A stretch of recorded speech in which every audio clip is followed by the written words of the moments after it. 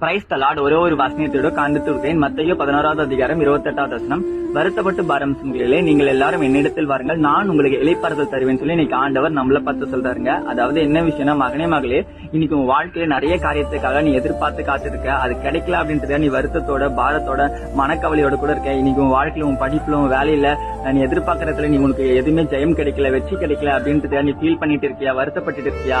நான் சொல்றேம்மா, உன் வருத்தத்தை உன் பிரச்சனையை பார்த்து நான் இருக்கேன், அதனால நீ என்ன தேடி வாமா, உன் வாழ்க்கையை மாற்றத்துக்கு நான் தயாரா இருக்கேன்னு சொல்லி எனக்கு ஆண்டவர் சொல்றாருங்க. அதான் வருத்தப்பட்டு பாரம் சுமக்கிறீர்களே, என்னிடத்தில் வாருங்கள், நான் உங்களுக்கு இளைப்பாறுதல் தரேன்னா, அப்போ உங்க பாரத்தை உங்க பிரச்சனையை உங்க கவலையை போக்கிறதுக்கு ஆண்டவர் நான் இருக்கும்போது நீ ஏமா கவலைப்படுற? இன்னைக்கு உன் வருத்தத்தை பாரத்தை போக்கிறதுக்கு உங்க ஃப்ரெண்ட்ஸ் இருக்காங்க, உன் சொந்தக்காரங்க இருக்கிற நீ ஷேர் பண்ற, ஆனா அவங்க எல்லாம் பின்னாடி தான் பேசி இருக்காங்க, ஆனா உங்களுக்கு அவங்க சால்வ் பண்ண மாட்டாங்க உன் பிரச்சனையை. உன் பிரச்சனையை சால்வ் பண்றதுக்கு நான் இருக்கேன், என்ன தேடிவான்னு சொல்லி இன்னைக்கு ஆண்டவர் சொல்றாங்க. இந்த உலக மனுஷங்க வேணா உங்களை கைவிடலாங்க, ஆனா ஆண்டவர் கைவிட மாட்டாரு.